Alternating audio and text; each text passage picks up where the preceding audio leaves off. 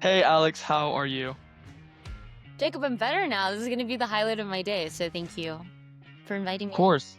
No, I'm so excited. I know Chris and you just had a conversation as well, and we've been so well connected, and you've been such a good connection I've always had. So I'm very excited to get a chance to have a full conversation with you. Ooh, okay. I'm ready. Let's dive in. So one of the things we were actually just talking about before I hit record was that you got into this space where you started doing more content from the business side of things. I know when I was at Nextiva and what you were doing at Nextiva, I saw some of the culture videos and all these content pieces. How would you say it feels different between doing scripted content versus unscripted, just fun conversations like Mutual Connection? Oh my gosh. I think the more unfiltered you go, the trueness of your personality comes out. And Chris called me a lunatic, and I took that very in a way where I'm like, you're totally right. I am. I'm long-winded. I am that kid who like was always like, the family's like, wrap up your story, Alex. So I think that I'm so much more used to being the person asking the questions that when it was actually like my time to speak, I was like, oh my gosh, I didn't realize I had so much to say. So much so that I didn't know how to put a period in between any sentence, and it was just a run on. So I think that's what's a little different for me is I think I'm used to being like the person probing the questions and the one being the most curious and kind of creating space energetically. So being kind of like a participant or being asked the questions was very fun and I enjoyed it. And I was like, poor Chris on that editing. That's all I thought at the end of that. What an edit it's going to be. Yeah, no, I think it's like you said, once you get people into a space where we're talking about things that we're really passionate about or that we're really curious about, it just sparks something very different. And I'm not saying something for a specific reason. I'm not trying to curate what I'm saying to create content. I just actually care about what we're talking about. And I think that drives a lot of just the real conversations that we're able to have. And that's why it's not scripted. And that's why we love that concept. I think one of the things I'm most curious about is you're one of the people that when I interact with you, I can feel your vibes and your energy, and it's like a culture thing. Like, and I wanna ask you, how do you feel like developing culture for yourself and the way that your personality is, and developing culture for a company, for example, how those might go together, or what you think the main differences are? I just think you're such a culture and personality based person that I would love to hear your perspective on this. Yeah, thank you for saying that, by the way. I think for me, like one of my core values and just something that I just practice and I really care about and it feels very natural for me is connection, is being a connector, is being someone who's very curious. And what I care about most in this life, whether it's professionally or whether it's personally, I really care about connecting with people. That's something I'm very passionate about. And so when it comes to kind of like integrating that into culture, it was a very natural fit. I feel very at home in what I'm doing right now at Nextiva. It almost feels like the role that I'm playing is just me being me, and that feels very refreshing. And I feel like very privileged to say that. Not everyone can say that their role was feels like it's made for them, or they love what they do, or they have fun at work. And I think that it's just because I have this company that is global and just like this world, like both professionally and personally, where there's an abundance of people out there. And I get a lot of value and I gain so much from just having these conversations with people, the natural exchange. I think in all conversations you have with others, there's something to give and get. And I think if you look at relationships as an exchange, every relationship is going to be very healthy because there's something to gain with anybody that you meet. And that can be positive or that can be negative. That could be like, I learned a lot that I don't want to be or I don't want to represent. But then there's also people you meet where you're like, wow, I feel very inspired. What you just shared with me is something I'm going to carry with me for the rest of your life. So when it comes to kind of integrating culture, both professionally and personally in my life, I think it's just rooted in people. The curiosity to get to know, giving the space to learn from somebody. I think in being curious, you're also somebody who's very growth minded. And I think that, you can gain a lot from going to school and being educated in that way. But I think one of the purest forms of education is what you gain from learning from other people. So Well, I agree. I think the perspective that you gave there of relationships being, not transactional in a sense, but the idea that there's always something to be taken away from every conversation. I think that's really powerful because like I'm pretty young. I'm only a couple years out of college and everything I ever try to engage in is what can I learn from somebody that I'm talking to? Because most people I talk to have way more experience, way more stories and things like that.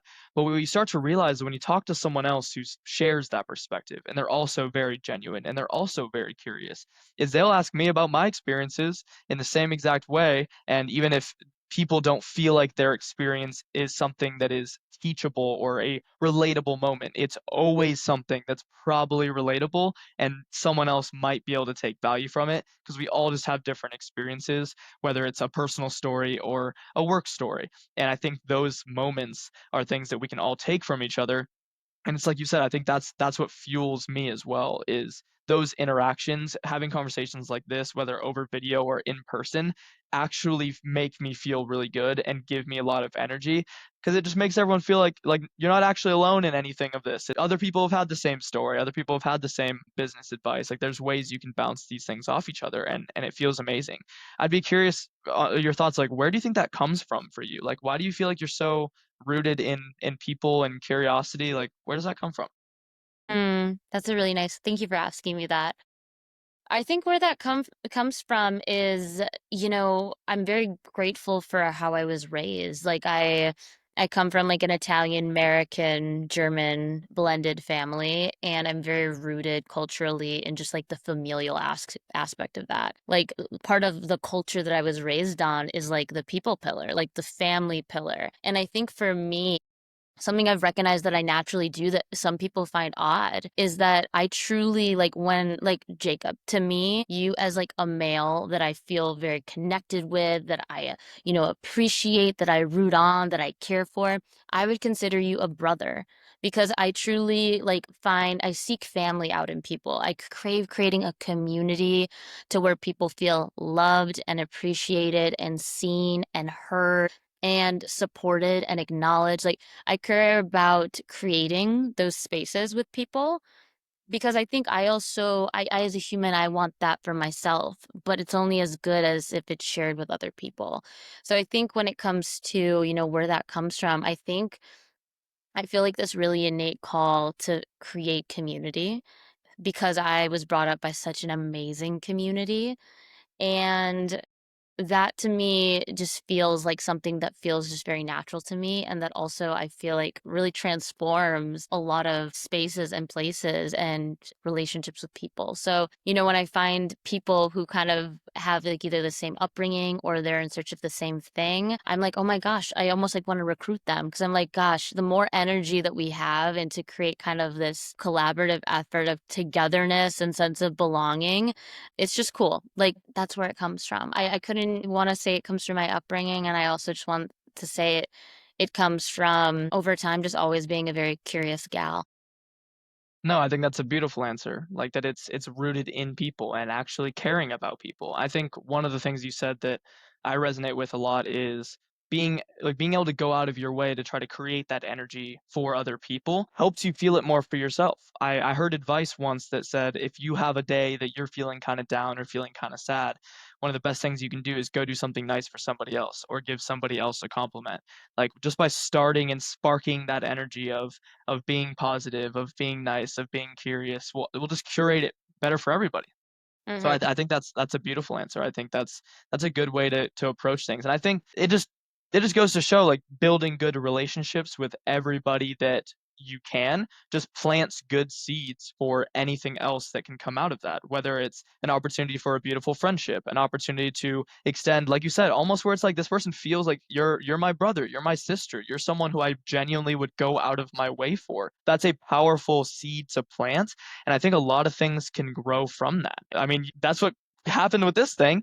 You planted this seed for us and inspired us, and that's why Chris and I are doing this. And it's a beautiful thing. Like, what do you think about how it can plant different seeds? Just being a relationship builder. Where do you think the value is in that? Well, it's interesting because people feel connected in so many different ways. Like some people are like everyone is seeking something different. So I think that that's where like curiosity really plays a role is like through getting to know people, through understanding what motivates them, what they care about, what they value. That is how you understand how to connect with them best. And it's not you putting yourself out or overextending yourself. Like people will meet you where you're at. Like whatever space you create, people will be there for like, they'll join you there. So let's see. I'm trying to think of what I want to say here. Something that I think is really cool, Jacob, and this kind of reminds me of the first time that I ever met you. I'm going to take us back. So you were walking in and you were entering an interview space where it was you, myself, and another leader. And you were going for a BDR role. Do you remember this? Of Okay. course I remember. This is a Okay. very important day in my life. Yeah. So what was really special for me is I was like an a la carte ask. I was like, hey, I'm about to interview somebody. I'd like, I need someone to go in with me. And I was like, I felt very honored to be included and asked. And I was like, hell yeah. I have experience in interviewing and people development. So it was very exciting for me. And I haven't even met you yet. So that's like where it gets better. So in this situation, you come in and you have this confidence, you have this self awareness, you have this belief in self. And that is like something that is it's contagious and it pulls you in and it's very intriguing for somebody. And I think when you have that, I remember you were speaking very emotionally intelligently while also landing on everything that you had prepared for prior to being there. You knew what you had to do. You touched all your P's and Q's. It was phenomenal. But I remember like I had asked you a very interpersonal question at the end. And it was because I was really listening to the things that you were saying of how you came to be the person in this room. You were very good at telling a story, sharing your story. Who's this person in front of me? How did you get here? And I remember you were talking about your experience in sales, in marketing, and your aspirations and, things that you were once doing that you're like, I want more. And I remember I targeted the question based off that to you, and you knew how to answer it right away. And it was really magical. It was something along the lines of like, how using, your marketing experience, how do you think that makes you a better seller or something like that to where it was connecting both of your lives and experiences into one. And you just knew how to go off of it because you're a very multidimensional person. And the reason like I bring up that story is like we're all very multidimensional people and it takes somebody being curious about you and asking very intentional questions to kind of like unlock how you became who you are so people can understand you better. I agree. I think from that story, what stands out to me was how you approached it, where I didn't feel like I just had to check off a couple boxes and a couple lines of a resume. I didn't feel like someone was just asking me, do you fit the exact on paper logistical fit for this role?" It really felt like it was a, how can I understand this person? Where's the motivation of how this person acts? And I could feel that from both you and the other person with us was, I really want to get an understanding of who this person is and what drives them. And I think the way that I like to talk and the way I like to convey things, and even the conversations you and I have had more personally, just like about business or whatever, it's when you care about what it is you do, it's really easy to allow that multiple dimensions of your personality to shine through. And I think it's so much of like just not putting on masks for people and not putting on masks for how you have to act and just being as authentic as possible, using your real story, using the way you actually think to put yourself across. I think that's where confidence and genuine connection comes from, because when you put across your authentic self and someone resonates with that, then you know it's real. And you know that it's not, you're not dancing around any BS. Like these are actually two people who are being themselves, who have a good relationship. And that's how I felt when you and I continued, building our friendship and our relationship nowadays. Yeah, and it translates, right? what does that translate into? Like all of that translates, like if we're talking on the topic of sales, that builds trust with whatever prospect or client you're working with. That capitalizes more and more on relationship building. And it like creates the foundation ultimately for to be seen, to be heard, to be understood, levels up the way that you can connect with someone, therefore be there for someone, therefore support someone, therefore guide them or give them any type of, guidance in their journey, or based on what they say, understanding who you need to pair them up with based on what they're trying to achieve and who's going to be the best mentor for them to reach that next step. So I think that just like caring about people means caring about understanding what they care about. And I think that when you unlock that and when that is shared and when that's exchanged, it helps you be a better character in their story at whatever capacity they need you to be. I think that's one of the best pieces of advice I've heard in a long time is know when you aren't the person that might be able to either solve a problem or be the best fit in a certain situation, whether that's sales or whether that's, just a personal interaction that you know somebody who could help with that scenario and you make the connection for them. I think the removal of ego to have that type of view on life feels really powerful. Like I appreciate that a lot that you said that because a lot of people I feel like it could be like the egotistical sales guy. They always think they have the answer. They always think, I'll just force this because I'll manipulate the way that they think into something that's going to fit my sale. Or if you're a person who wants to always be, I can solve all the problems for everybody and you try to take everything on, we all know that those types of people will fall apart at one point. The people that always feel powerful are when they actually will just say, I don't know the answer to that, but I'm going to go help us find the answer together. And let me connect you with a person that I know who does have the answer. And that's you start building a tree of relationships. That's very powerful. I appreciate that a lot. Well, and I think that that's the point of really, here's the thing, one of the pros to relationship building, especially if you're somebody who's an innate leader, I want to say actually specifically, if you're an innate people leader, you are somebody who pays attention to your people. Jacob, I'm so sorry. 1 second. This No worries. animal, I'm like hearing him. Sorry about that. Okay. Get the dog on the podcast. Oh my gosh, I know, I'm so sorry. I'm just like, ugh, Winston, I could hear him and I'm like, it's gonna totally come up in the sound. Sorry, starting over.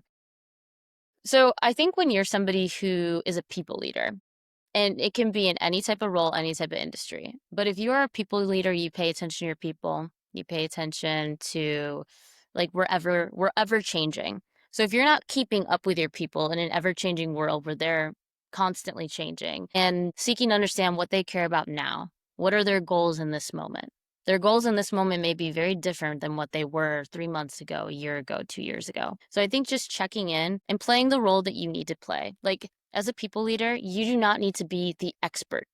A master is somebody who guides somebody to the right person to help them get to where they want to be.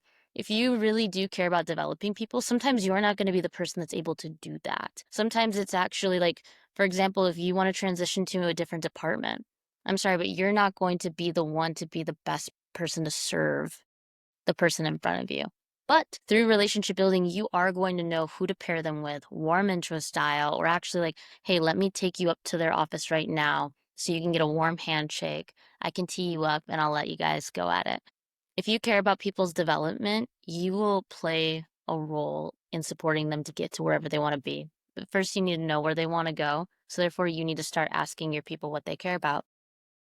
Yeah, no, I think that's powerful, and I have like a personal story that when I was working, it was right in the thing I was doing before Next Diva. I was running a startup company, and it was me and my two like business partners effectively, and it was interesting. The first couple months of this scenario that we were in, we all had the same mindset. It was very hustle culture, like 14 to 16-hour work days, like no sleep. All that mattered was build the business, make as much money as we could, all those things. Like it was very hectic, very entrepreneurial.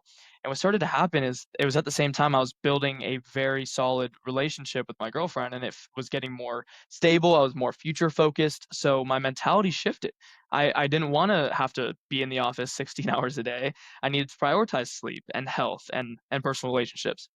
The people I was working with at the time didn't really agree with that perspective. So as a leader of these other guys that I assumed as my leaders, it didn't actually work out as well. It's like a negative proof of exactly what you're saying is I felt like I was being almost led down the path I didn't really want anymore.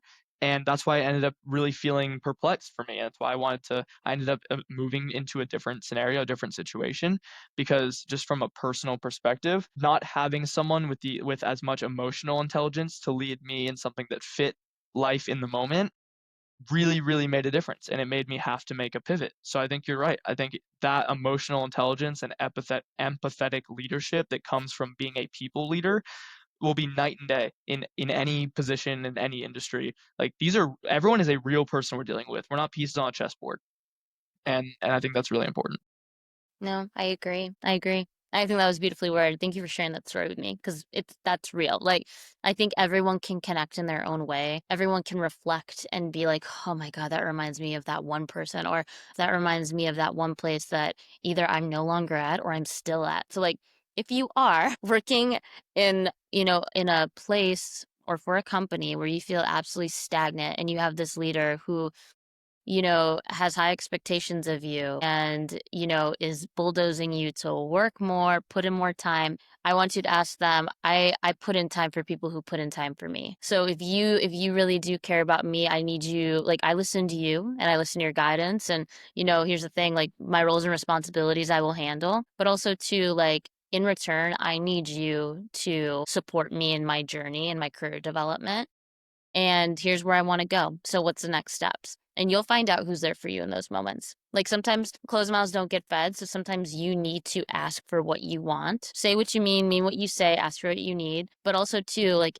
you'll understand what kind of leader you have in front of you by how they respond and the actions they take after you speak up. That's amazing advice because so many people I think are afraid to like say what's important to them, but if you don't, then all you'll do is feel trapped, and like you said, you won't even know what type of leader you're working with. I think that actually that leads into like one of the last things I wanted to ask you to kind of wrap this up. I think the idea that let's just say a team of 10 people, like you're trying to pull as much success as possible, and I feel like what can happen is leadership attaches to a top performer or they attach to someone that they personally like, and it almost limits the amount of success or the amount of empathy that can be distributed. But I think a really important word here is abundance. Like I feel like there's so much abundance of success and abundance of kindness and niceness that can be like distributed across all the people you interact with. I don't think it has to be limited. I don't think it has to be that you can only chase it in one certain area. I'd love to get your perspective on abundance just as a person or as someone who leads other people. Like what do you think about abundance? I think that success is not scarce and kindness is not a transaction. I think the more that you practice both, the more they multiply, not just like within you, but like around you. And you are only as great as the person next to you. I'm a firm believer to collaborate instead of compete. When others thrive, so do you. Let's cross the finish line together.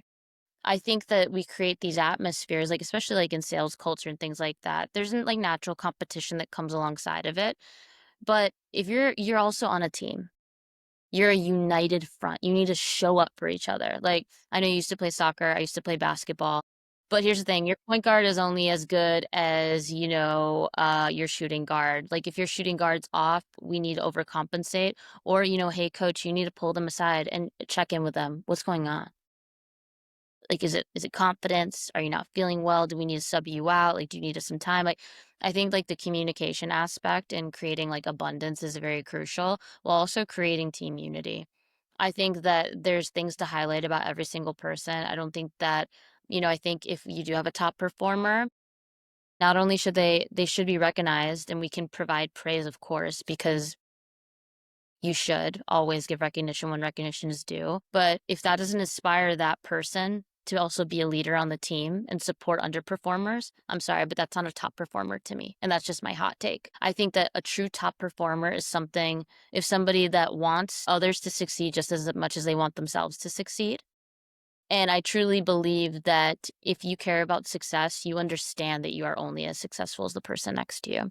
It's a team sport in all things you do. You know, we all have individual metrics, but as a whole, I think it's so much more than just ourselves. Like if we're thinking about not just the people around us, but also the business we're serving, do what's best for the business. And the best for the business is you succeeding, the person next to you succeeding, your manager succeeding, etc. So to like tie that in a bow, I think that the more that you practice abundance and kindness, the more that you're going to foster a really good environment to grow and learn and succeed. Do not do not compete. Like let's stop competing against each other. It's not fun. Like there's going to be different seasons of when you're on top, when someone else is on the bottom, and when you're on the bottom and someone else is on the top. And it kind of goes back to the basics, like keep it simple. Treat others the way you want to be treated, man. And here's the thing, through it all, like be supportive, lean in. If you see someone struggling and you have the capacity to share your knowledge or share what's winning, something I do want to highlight about you, and I think that this really made you stand out, and I really recognized your character through your actions when I saw you on the floor, is you're always somebody who is peer coaching. You really cared about the person next to you. You had your flow, you had your flavor, you took your experience and you took off, but you weren't leaving anybody who, you know, joined at the same time with you in the dust. Like you took that ramp and yeah, you like went off and did a wheelie, but also everyone was like going off the ramp alongside you. And to me, that's top performer mentality, which is why you were a top performer and which is why you weren't just a top performer by book definition, but in my definition, you were because you cared about the success of everyone being successful as well. Thank you. I appreciate you saying that. I agree. I think it's not competition for the sake of competition, but we can inspire competition in the aim of everybody being better. And I think that's you need to do that. Like I loved that it was when I work with the people next to me, if they mess something up, I pretty much wanted to say like you messed it up and we talked about this and we all are working on this. You have to be better than that. And it's like that's the competitive like we have to be better than that together. Like let's compete, but at the end of the day it's did we both do better than we did yesterday? And it's like that old age old adage of what is it? Like iron sharpens iron. Mm-hmm. And I It, I think it's very true. it is true. And also when it comes to abundance culture, like creating abundance in your life, I'm sorry, I should say, when you are creating abundance both professionally and personally, I think it's a mix of intentionality and accountability. And where that comes into play is like, what do you want out of life? Like, what do you truly value? Maybe it's, I really value movement and implementing a workout before I go to work. I really value, you know, going to work and making the money I need to survive and handle my financial expenses. I really value my relationships. I deeply care about quality time with my husband. Like, that's very important to me. I care about my personal growth and professional growth. And I am very loud about that. I share that with everyone who wants to listen because I want them to know, like, these are the things that are important to me. So I think the more that you communicate what's important to you, the more people will understand and will be able to meet you and support you where you need to be. And I think that that's important both professionally and personally. But I think it's also important, as much as you need to be intentional about sharing that, you need to be accountable about making that happen for yourself. I think we live in a culture where people are like, I expect this. I earn this. I expect this. Like, I should get this. Nothing worth having is nothing worth earning. Or what's the word choice? Help me. But everything worth having is worth earning. And I think that you owe it to yourself to create your own luck, create your Yes. own, do the work. If you don't know how, ask. Um, if you know, I just think that you are responsible for your success. And if you do not have like the support or the resources in order to do so, that's one thing. But if you do and you're not doing anything with it, take accountability and Yes. shift your intention to doing the things you need to do to get to where you want to be. You owe it to yourself, so make it happen. Yes, absolutely. And I think it's abundance where you don't just hope for it. You don't just declare, I want this and this is important to me, and then hope that it happens to you. Like I'm religious, I'm a man of God, and I find that there's a couple angles some people find themselves in. It's like I'm just gonna ask God for this and sit and pray and hope. And then there's the side of that you have to put the work in first. God will multiply what you put in his hands. He will not give it to you for free. So it's you gotta work hard at what it is that you're going after, and that is what the reward will come from. Your intentions set the aim, but your work is what gives you the results. And so I agree with you. I think it's so important. And I think I like to kind of wrap up the ones I do. Like for everyone who is a mutual connection and is a friend of ours and is people that we want to meet eventually, what would you say is like a 1 or 2 sentence mantra that you're trying to live by right now that Mm, you would say is a, for the week, for let's just say like your mantra that you would put out in 1 or 2 sentences? ooh, I really like this question. Thank you for asking me this. I think my mantra right now is I am always trying to find a place in this space. And I'm always also trying to create one for others. So if there's anyone out there who feels like they're trying to find their place, just know that you are safe with me in being whoever you are at any stage of your life. I am here to like be open arms to you because I just care to get to know and continue to get to know people and learn from them. So if you're willing to share and you're willing to be vulnerable and you're willing to meet someone new and share new things, I am the perfect company. And I'd love to offer my company to you so that we can then not be a mutual connection, but we can be friends. I can second that. You're definitely the person for that. That was beautiful. Thank you. Thanks. Well, it was really on the fly. Like you really have me thinking. I'm Of like, oh, course. Yeah. but Well, thank that you. no, that's amazing. This time has been so good. I'm so glad we could have a full conversation, and we'll definitely do another one in the future. We should. I'd love to. Yeah, It's so fun. absolutely. Yeah, this is amazing. So thank you again. And I'll definitely try to catch up with you in person soon too. Well, hey, tell your lady that I'm very proud of her. And I think it's very special that your legacy is your own at Nextiva, but also too, you have like an extension of your legacy currently at Nextiva, and that's really cool. Very true. Very true. Okay. Well, hey, Well, you we'll come we'll to her. definitely set up something like this again. Deal. Toodaloo, my friend. Bye.